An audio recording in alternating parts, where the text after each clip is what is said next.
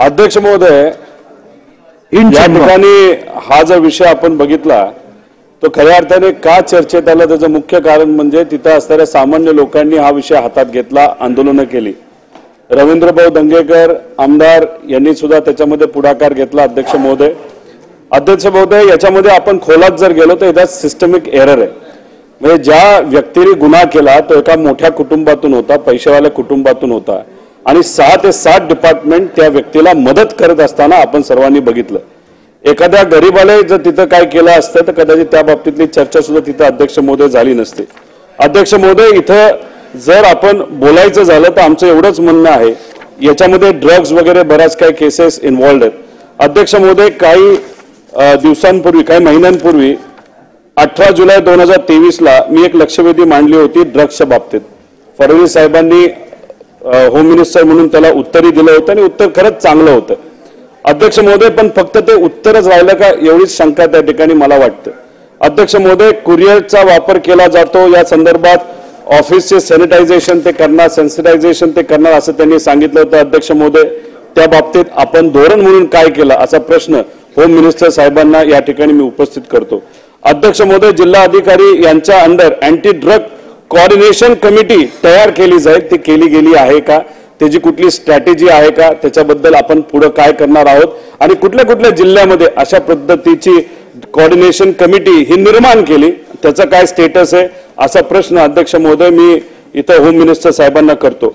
त्याच्याबरोबर दहशतवादी पथकाला नोडल एजन्सी हे केलं जाईल, तर अशी एजन्सी केली गेली आहे का, त्याचा कुठला अहवाल आलाय का, एवढंच या ठिकाणी अध्यक्ष महोदय आम्हाला बोलायचं आहे. आणि याच्यामधून मला असं वाटतं की याची सरकार असो का त्याची सरकार असो, ह्यात पूर्णपणे सिस्टमिक एरर आहे.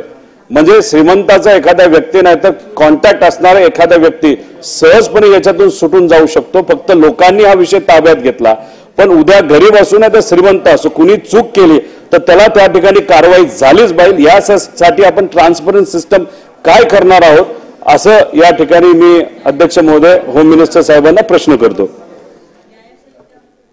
सन्माननीय रोहित पवारजींनी जो मुद्दा उपस्थित केला त्या गोष्टीशी मी सहमत आहे की श्रीमंताचा पोरगा असो का गरीबाचा पोरगा असो, न्याय हा सारखा असला पाहिजे. या केसमध्ये निश्चितपणे ससून हॉस्पिटलमध्ये पैशाचा वापर करून त्या ठिकाणी न्यायाला एक प्रकारे ओरबाडण्याचा प्रयत्न झालेला आहे. पण एक गोष्ट मी लक्षात आणून देतो की पुन्हा आणून देतो, कारण हा एक या ठिकाणी सातत्याने चाललेला आहे सांगणं की लोकांनी ओरड केली, माध्यमांनी ओरड केली म्हणून अशा प्रकारची कारवाई झाली, सत्य नाही. मी तुम्हाला घटनाक्रमाची पुन्हा एकदा वेळ सांगतो की रात्री 2:30 वाजताची घटना आहे. त्याच्यानंतर त्याला पोलीस स्टेशनला आणलाय. 8:30 वाजता गुन्हा दाखल झालेला आहे. 8:30 वाजता गुन्हा दाखल झाल्यानंतर त्यांची ती मेडिकल झालेली आहे. मेडिकल मध्ये काही असू द्या, पण त्या ठिकाणी त्याच दिवशी 10:30 वाजता वरिष्ठांनी FIR मधलं जे 304A होतं ते केस डायरीमध्ये 304 करायला लावलं. त्याची वेळ आहे, टायमिंग आहे. आणि मी आपल्याला त्याच दिवशी 12 वाजता ज्युएनाइल जस्टिस बोर्डाकडे केलेला अर्ज आहे की ज्या अर्जामध्ये स्पष्टपणे त्यांनी सांगितलेलं आहे की हिनियस क्राइम आहे आणि याला ॲडल्ट म्हणून तुम्ही ट्रीट करा. त्यामुळे हे सगळं जे काही केलेलं आहे हे करत असताना याच्यामध्ये आपण जर बघितलं तर कुठलाही डिले नाही आहे. डिले कुठला तुम्ही सांगितला की त्यांनी 8:30ला गुन्हा रजिस्टर जो काही केला त्यानंतर मेडिकलला पाठवलं, त्याच्या आधी पाठवायला हवं होतं. आणि अशा प्रकारचा गुन्हा दाखल करत असताना वरिष्ठांना इन्फॉर्म करण्याची पद्धत आहे ती त्यांनी केलेली नाही. ह्या 2 चुका त्याच्यामध्ये आहेत. पण आपण जे म्हणालात, निश्चितपणे प्रत्येक गुन्ह्यातनं आपण काही गोष्टी शिकतो. त्यामुळे हे जे काही लूपहोल्स आपल्या लक्षात येत आहेत की ज्यातनं कोणीतरी पैशाचा वापर करून त्या ठिकाणी न्याय विकत घेऊ शकेल, पैशाचा वापर करून पुरावे बदलू शकेल, अशा प्रकारचे जे विषय येत आहेत निश्चितपणे त्याच्यामध्ये अधिक कडक कारवाई आपल्याला काय करता येईल. विशेषतः एक गोष्ट यात मला नमूद केली पाहिजे की 1 जुलैपासनं आपले जे नवीन कायदे लागू होत आहेत त्याच्यामध्ये आता लिगल अँड टेक्निकल एव्हिडन्स आणि फॉरेन्सिक एव्हिडन्स याला जास्त महत्व दिलेलं आहे. त्या प्रकारची तयारी देखील आपण केली, पण तो वेगळा विषय आहे. पण त्यातनं निश्चितपणे या गोष्टी ऍड्रेस होतील. दुसरा जो आपण ड्रग्सच्या संदर्भात मी जे उत्तर दिलं होतं त्याचा जो रेफरन्स आपण दिला तर त्यात सांगितलं पाहिजे की कुरिअर ऑफिसेसचं सॅनिटायझेशन आणि त्या ठिकाणी व्हिजिट्स मोठ्या प्रमाणात झालेले आहेत. जेव्हा आपली चर्चा होईल चर्चेच्या उत्तरात मी आकडेवारीसहित ते सांगेन, पण ते आपण निश्चितपणे केलं. जिल्ह्याच्या समित्या तयार झालेल्या आहेत. समित्यांच्या बैठका त्या ठिकाणी ज्या काही आपण अँटी ड्रग कमिटीज आहेत त्याच्या बैठका देखील त्या ठिकाणी झालेल्या आहेत.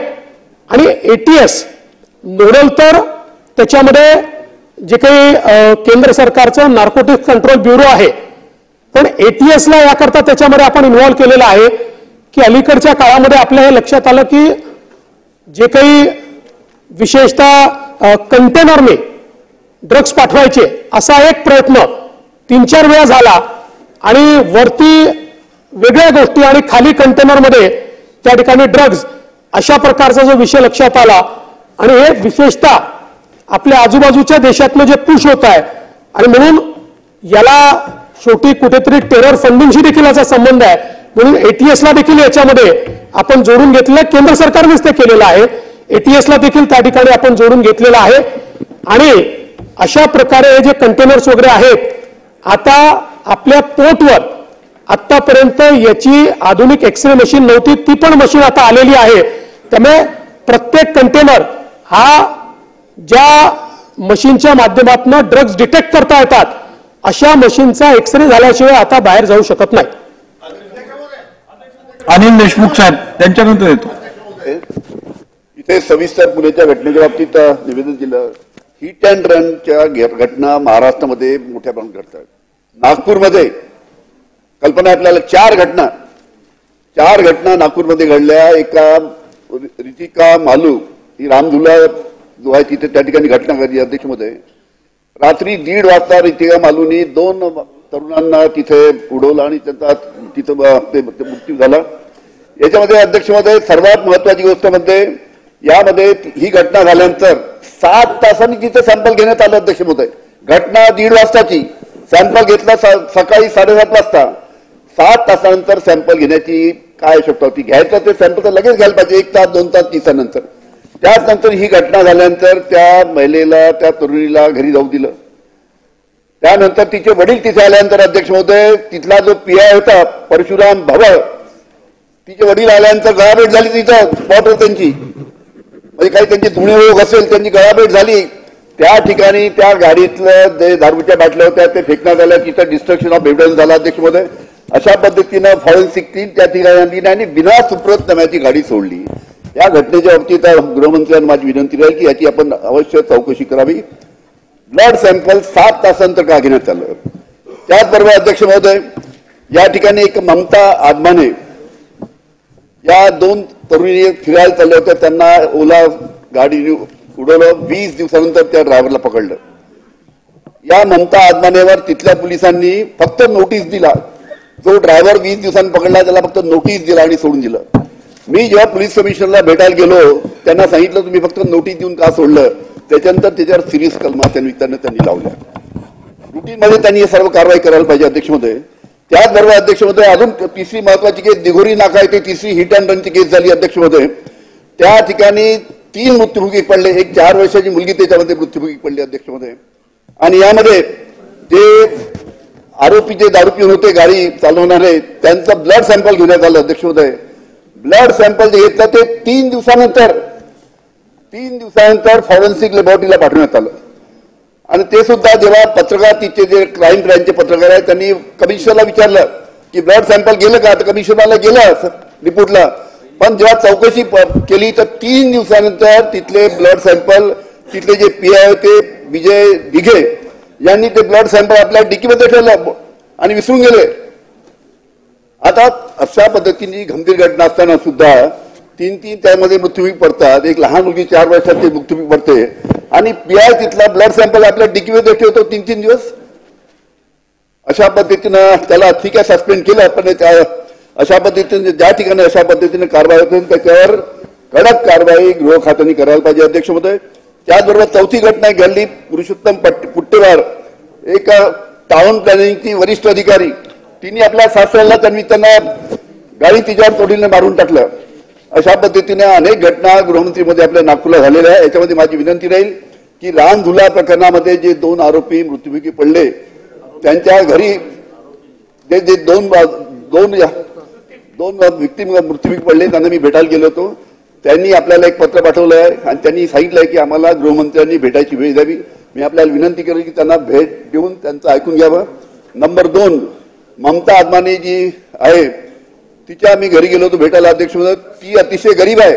2.5-3 लाखाचं तिच्यावर बिल आहे. मी आपल्याला पत्र लिहून 15 दिवसावर पाठवलं की कृपा करून राज्य शासनाच्या माध्यमातून ममता आदमाने यांना मदत करावी. ती सुद्धा मदत आपण करावी अशी आपल्याला विनंती करतो. मान्य अध्यक्ष महोदय, सन्माननीय अनिल देशमुख साहेबांनी जे मुद्दे समोर आणलेले आहेत त्याच्यावर सविस्तर ब्रीफिंग आता माझ्याकडे नाहीये, नाहीतर मी त्याचं उत्तर दिलं असतं, कारण आज ही पोर्शे संदर्भातलीच फक्त लक्षवेधी होती. पण त्यांनी जे काही मुद्दे समोर मांडलेले आहेत ते निश्चित गांभीर्याने घेतले जातील. आणि विशेषतः त्यांनी जे सांगितलं की ममता आदमाने यांना जी काही मदत दिली पाहिजे, जरूर ती जी काही मदत आवश्यक आहे ती मदत त्यांना देण्यात येईल. आणि हे जे काही दुसरे विक्टीम आहेत, मी स्वतः त्यांनी वेळ मागितली, मी जरूर त्यांची भेट घेईन.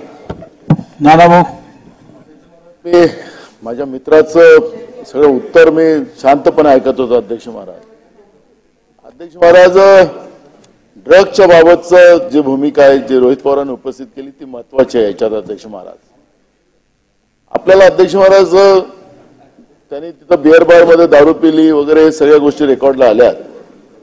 पण अध्यक्ष महाराज, याच्यामध्ये दारूपेक्षा हा ड्रग्सचा जास्त इन्व्हॉल्व आहे.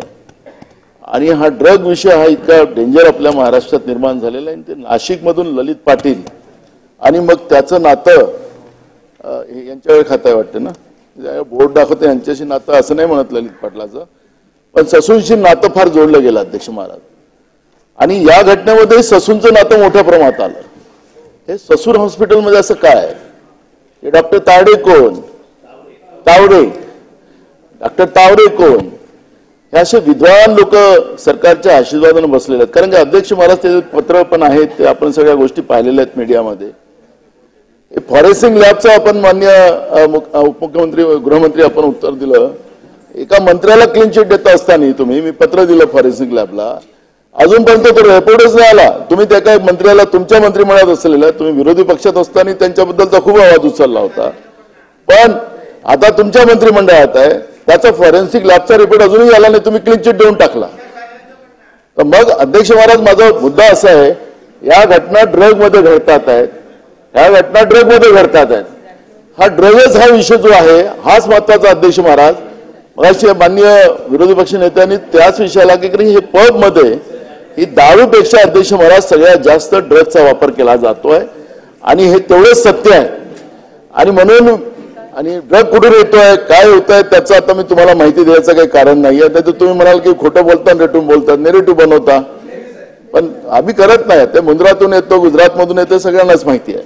माझं अध्यक्ष महाराज एवढंच म्हणणं आहे, ह्या काही विषय मी याला आरोप आणि हेतू आरोप करतो असं नाही.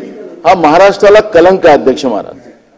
पुण्यासारख्या शहरामध्ये, एज्युकेशन हबमध्ये आणि एका सांस्कृतिक शहराला अशा पद्धतीचा कलंक लागणं, मग अशा या भ्रष्ट प्रशासकीय व्यवस्था आणि कोण त्याच्या पाठीशी नेमकं आहे. कारण की याच्यामध्ये, या घटनेमध्ये अजून पुन्हा अध्यक्ष महाराज, हे पोलिसांनी खाली जी कारवाई जे माननीय मुख्यमंत्री मगापासून सांगतात आहे, राजकीय व्यवस्थेचा दबाव त्याच्यावर सातत्यानं होता. महाराष्ट्रासमोर हे प्रश्न सगळे निर्माण झालेले आहेत.